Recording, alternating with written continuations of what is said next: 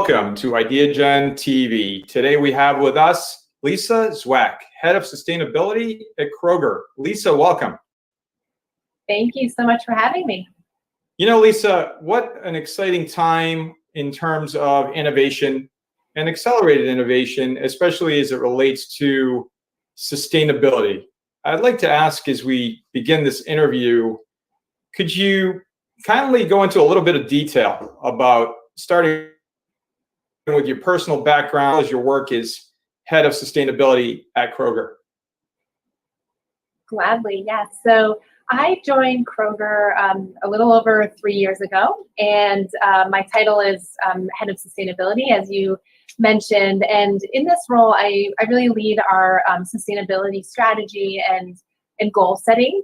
That pertains both to our own operations as well as our supply chain, obviously. And in order to achieve, our strategy and the goals that we are setting, I do a lot of partnering inside Kroger as well as outside Kroger to really execute on the strategy and goals and to make sure we're advancing and making progress.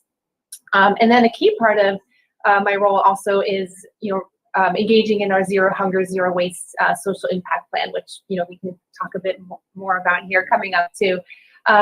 Previously to working at Kroger, I actually have 10 years of experience working in various corporate sustainability roles and with different companies, and then also have an additional 10 years just in various environmental policy and communications roles, and then had the fortune of also getting my MBA and Master's of Sustainable Systems at the University of Michigan. So just really excited to work in the sustainability space and to be working at a company like Kroger to really make a lot of positive change in our communities, particularly given our scope and scale and the types of topics that we get to address in the food system and as a food retailer. That's fantastic, Lisa. And you've been at Kroger now and what would you say has been your biggest change, challenge, issue in your first year when you were head of sustainability until now, and specifically relating to responsible consumption and production? Yeah, great question. So when I came on board with Kroger a little over 3 years ago, we were just about to launch Zero Hunger, Zero Waste, which is our social impact plan and our vision to create communities free of hunger and waste. And so, while Kroger was certainly working on different sustainability topics before then, and obviously will continue to do so, I think Zero Hunger, Zero Waste really gave the company a new focus in sustainability and really coalesced, particularly our own associates and so forth, around a common vision, and has also really engaged many of our stakeholders external to the company as well in what is really a bold and ambitious plan. And so that has been a really amazing journey and kind of evolution to see over the last 3 years. And then I think having set a vision like Zero Hunger, Zero Waste, which we knew from the beginning that we couldn't achieve those goals on our own and that we needed partnership. And I think that gave us more comfort over the last few years with making, these types of goals and targets where we don't know how we're going to get there from the beginning, but that we will work with many people inside the company and outside the company to achieve those. So it's given us a little more, freedom to make additional commitments and goals when it comes to sustainability as well, which is exciting to see. That's right. And Lisa, you've made it your mission actually to help advance this progress on Kroger's Zero Hunger, Zero Waste plan. And can you tell us a little bit more about that, and as well as how you plan on meeting these incredibly ambitious goals? I know, just a few short months ago, and I mentioned this a lot in interviews, in January, we were looking at that runway to 2030. And who could have imagined that a few short months later, we would be in this global situation, the entire planet literally for the first time in history. So how will you meet these incredibly ambitious goals? Yeah, it's a great question, and something that many people here at Kroger and otherwise are working really hard on. So We have our vision to create communities free of hunger and waste. And when we launched Zero Hunger, Zero Waste about 3 years ago, we also set some ambitious goals to get ourselves to 2025. And one of those is that we would donate 3 billion additional meals, and then also that we would achieve zero food waste as a company.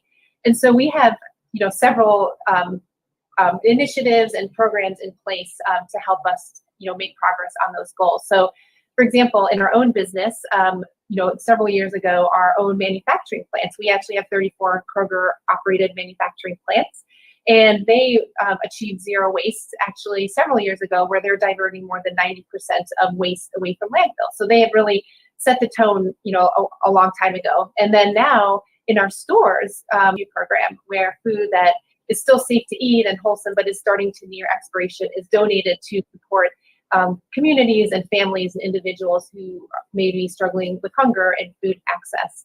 And then when we can't donate food, we actually recycle it through various programs like animal feed or composting. So as a result of those types of initiatives, we really made a dent in our food waste footprint, which is amazing. So since 2017, we actually reduced our total footprint in stores by 13% and also increased the amount of food that we were diverting away from landfill by 18%. So really notable strides thanks to all the partnership and hard work of our associates. And then we know that many people in the supply chain and companies are focused on food waste too. And so we're really proud to be a member of what's called the 10 by 20 by 30 initiative, where 10 plus retailers are engaging 20 or more of their suppliers and asking them to have their food waste by 2030. So 10 by 20 by 30. And it's being convened by the World Resources Institute. And it's such an amazing way for all of the companies working on food waste to really amplify our efforts together. And then the couple more things I'll mention too is we're very focused on our customers. We serve them every day. And so we try to offer ways for them to engage as well. So for example, we have a plastic film recycling program that we encourage our customers to use in our stores. And then we also have a Simple Truth recycling program that we launched earlier this year, where customers can bring back flexible plastic film, which is a harder to recycle item. They can mail those back directly to TerraCycle for safe and effective recycling. So we're trying to make our customers, part of our journey as well. And then, of course, overall, our communities, we try to support them in Zero Hunger, Zero Waste too. So the way that we donate food through the food rescue program. We also have the Zero Hunger, Zero Waste Foundation, which was established in 2018. And through that, just in the last year, we directed $10 million in grants across the United States to help achieve meaningful change that, really transforms the communities that we're operating in. So we're doing a lot, and I know there's so much more that we will continue to do. And I'm just really proud of all the work that many people are doing to help us achieve our goals, and obviously the work that many organizations and people are doing around the world to accomplish these kinds of objectives. Incredibly well said, and incredible impact as well. Shifting gears a bit, Lisa, what are some of the key challenges you see facing Kroger and the grocery industry in general in your journey to achieving the global goals, those 17 global goals, especially responsible consumption and production? Yeah, it's a great question. And of course, with all of the opportunities that we have to make a difference, there will certainly be challenges along the way. I think as a food retailer and manufacturer, one of the challenges sometimes is just that we have so many potential topics to manage when it comes to achieving more responsible consumption and, using natural resources more responsibly. So one thing that our team does a lot of, which is really informative, is stakeholder engagement. So we have a lot of conversations with, investors and, customers or NGOs, just, a variety of individuals and groups to help get their input on what they think Kroger should be focused on and what are kind of the hot topics that we should be worrying about. We also did a materiality assessment as part of our recently released 2020 Environmental, Social, and Governance Report. And so in that process, we use a consultant to formally engage many of our internal and external stakeholders to really understand what are, the key, ESG topics that we should be focused on, like what's in the universe of topics, and then how do we prioritize those. So that is also a really great way for us to just know where to keep focusing our efforts. All the topics are important, but we know we have to focus as well. Another thing too, on a related note, is just that there are so many factors to consider. So this is maybe a bit more tactical, but when we're looking at something like packaging, we understand that there are major problems with, things like plastic packaging not being as recyclable, or that it's creating plastic pollution. But we also know that plastic packaging may have the ability to keep food fresh longer. And as a company committed to, eliminating food waste, this is a really important distinction to know, and to keep that in mind when we're making decisions. Another thing too that's very timely is just also that consumption patterns will always continue to change. And so when we're thinking of COVID-19 and how much more single-use plastic is being used, that certainly is something that we need to be mindful of. And I think a lot of organizations are mindful of that right now, just because the topic of sustainable packaging is gaining so much momentum, and it will continue to have momentum, but we have to account for changes like this. And then I'd say the last thing is just that we can't solve all of these things alone, that we really need partnership in everything that we do. And we are one step in the value chain, and we will always be looking to work with others in the value chain and in different places to achieve our goals and overcome some of the challenges that we may have. Well, and that's brings up a very good point, Lisa. The whole notion of being able to bring folks together and focus on partnerships, and we'll talk in this interview about partnership. I think one of the dynamic resiliency elements of Kroger is your ability to see around corners, is your ability to embrace partnerships across the spectrum, so that you're able, when times get interesting or difficult even, you're able to not only survive, but in some ways thrive. So these are incredibly important lessons for any industry to be looking at. And so what new observations have you come to embrace or to espouse as we look at the world's reaction and response to the global pandemic? Yeah, I think when you said resilient, you really hit the nail on the head. I think we've all probably realized that the world needs to be more resilient. I think it's just essential, especially when we are faced with this type of pandemic that happens so infrequently.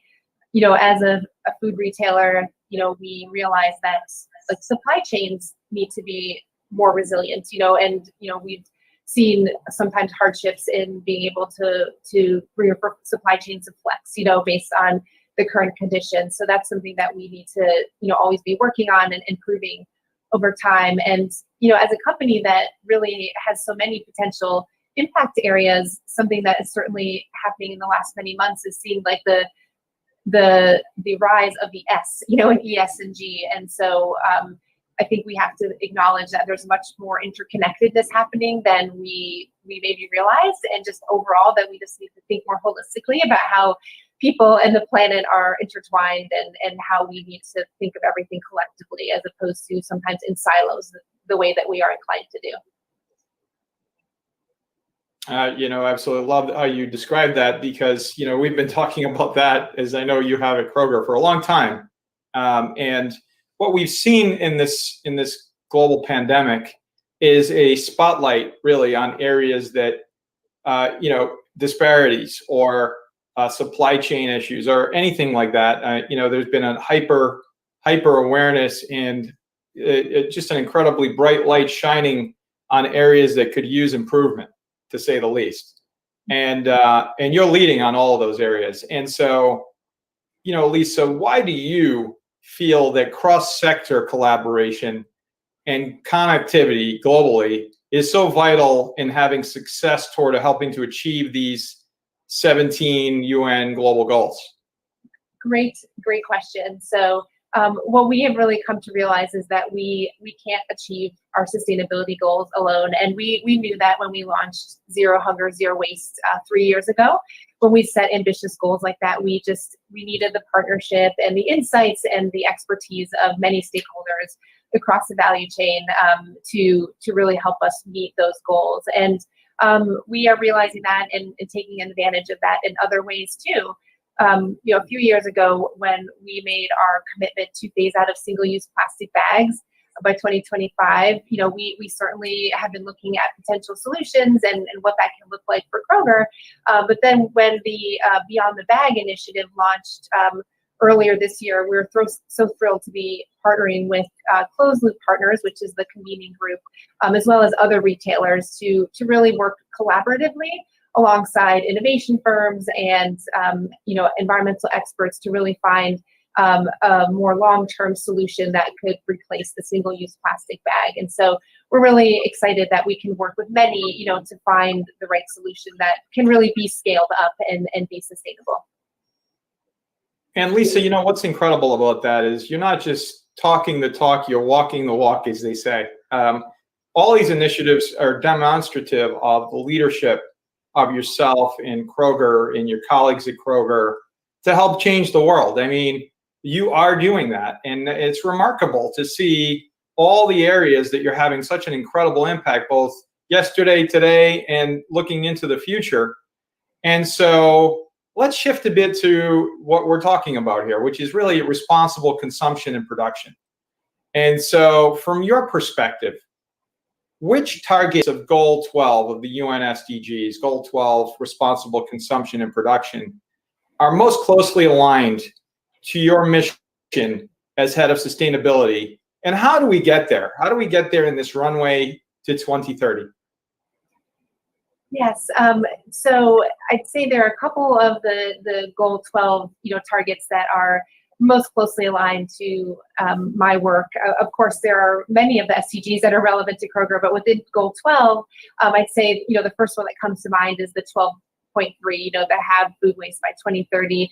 As I mentioned earlier, we have great programs in place to reduce food waste in our own operations in pursuit of achieving zero waste or zero food waste, such as our food rescue and food waste recycling programs, and have really made some fantastic progress on that goal, even in the last couple of years since we launched Zero Hunger, Zero Waste. And then also through the 10 by 20 by 30 initiative, we're engaging our suppliers to even further amplify our efforts and contribute to the way that the world is really achieving that target. The other one I'll mention too is the 12.5, the reducing waste, because I mentioned our plants have been zero waste for several years, and we actually have a company goal of diverting 90% or more of waste from landfill. We're currently at 80%, so we're getting very close. And just over the last couple of years, we have increased that amount by 4% each year. So we're making really great progress through ways that we reuse packaging, and we recycle really a lot of different materials in our stores and other parts of our operations. And then another thing I'll mention is our recently released 2030 sustainable packaging goals. So we have current goals as well that are sunsetting at the end of this year, and we're continuing to drive progress on those. But we have also been kind of laying the path for the next decade, and so we're really thrilled to have new goals that will be guiding our business to make our private label, or what we call our brands, packaging more sustainable into the coming years. And then the last one I'll mention too that I think is really relevant is 12.6, the one where companies are being encouraged to really adopt more sustainable practices and talk more about sustainability in their reporting work. We, as I mentioned, we just set a new set of sustainable packaging goals, and we've similarly just set new carbon reduction goal, a science-based goal. We're making new commitments in the areas of no deforestation and continuing on sustainable seafood goals and various areas. And then, what we're really proud of too is our annual ESG report that we launch every year. We released that here a few years ago, and we're really, ramping up like how we do reporting in terms of transparency and making sure that we're sharing the most useful information to our stakeholders and adopting, this year we adopted the new SASB standards for the first time. And so we're really just, trying to be more forthcoming with information so that our stakeholders really feel like they know what we're up to and what we're committed to, and that we're serious about those commitments. Well, clearly, Lisa, you are very serious about those commitments. It's incredible to hear from you directly, head of sustainability, about all of the areas that you're participating and, by the way, leading in. You're participating, but you're also leading, and you're helping to inform and affect the achievement of these goals by 2030. And that's a very big deal, as I like to say. And so as we look at Kroger's 2020 ESG report, what would you consider the biggest accomplishment that the company has made during this past year? Yeah, so we are very proud of the report. It is a labor of love, and but it's so worth it. This was our 14th year releasing our reports, and it really is such a crucial communication tool for our stakeholders, and making sure that we're being transparent and telling our story with to our stakeholders. Something that we were including for the first year this time was a new table kind of documenting our performance over time on our key sustainability goals, and that has been very well received. I think it just makes it easier for our stakeholders to find what they're looking for, and for us to share how we're really doing. And then when it comes to accomplishments, there are many that we shared in there. I touched on one earlier, that we had really reduced our food waste footprint by 13% in our stores, which we're really, really proud of. Another one is that we have donated 1 billion meals to date on our 3 billion meal goal. So also making amazing progress. And, we're focused in a lot of areas like packaging. We've achieved 10.1 million pounds of plastic reduction in private label packaging. So we're sharing all the tidbits in there. And I definitely encourage our listeners today to go to our website just to read the report and learn more about what we're doing. And it's easy to find. It's sustainability.kroger.com. So certainly welcome folks to go learn more about what we're doing and share feedback as well. Sustainability.kroger.com. I will be there today. It sounds like an incredible report, and it's amazing to look back, but also to inform that future that you're looking at. Reminding our viewers globally that the global goals are really that galvanizing force that's sort of non-political, especially when you look at it from the lens of all 193 member states agreed unanimously on these goals, including the United States of America. And so we are all in this together, just as we're in this global pandemic together. And, we are looking forward to the day, hopefully soon, where that is also in the past. And we can learn the lessons of having, lived through this time to be able to be bigger, faster, stronger, all of the things that more resilient, perhaps on every level. And so in today's era, how important is having global literacy for young leaders entering the workforce in relation specifically to understanding sustainability? Yeah, it's a great question, and I think it's incredibly important. Since I started working in this field, I think the prominence of sustainability just continues to increase, and more companies are creating roles for individuals like me who want to help them act more sustainably as a company, and that's very, very encouraging. It's also just being integrated more into the business. So even if a young person doesn't have a role that has sustainability in the title or as a direct part of their responsibility, it's likely that increasingly into the future their role will be touched by sustainability, just the way that I partner with many people across Kroger to achieve our goals every day. And ultimately, younger generations, they will just be so influential in what our world looks like, how business operates, and how we function as communities, and how healthy the planet is. So they really do need to, I think, understand the connectedness of things and how it all works together. And I do feel really optimistic about, where we're headed when younger generations are going to be in charge, because they really do care. And I get so many requests and inquiries where people who are in college or, out of school really want to learn more about what I do and how I got to where I am. So to me, that really means a lot and makes me feel kind of encouraged about where we're all headed. So yeah, it's great. Well, we're all encouraged by everything that you're doing. It's truly remarkable. It's the definition really of leadership, is being able to inspire others, right? And to be able to set the tone for what is this critical role of sustainability within a company. And I really like what you said about, even if it's not in your title, you're still able to, to infuse perspectives and impact on ESG. And so it's a really important issue for people to become more familiar with, especially as we, get closer to 2030. And so on that note, Lisa, what is your call to action for our global audience in achieving these global goals? Yeah, I think I really think it is getting engaged in the goals. What do they mean? It's gaining the literacy that you were talking about before. Whether young people should be literate. I think everyone should be more literate in sustainability. And I think like I mentioned, the Kroger's Zero Hunger, Zero Waste social impact plan. I think it's just like a great example of how companies are engaging in this space as well. And I think if folks want to, engage with our plan, we encourage them to do that. They can always visit our the KrogerCo.com website to learn more about Zero Hunger, Zero Waste, and just what we're doing in different areas. So I think being open to learning and being active and engaged is really a critical way that we can all achieve these goals together. Well said, Lisa Zwack, Head of Sustainability at Kroger. How can our global audience find out more about your work at Kroger?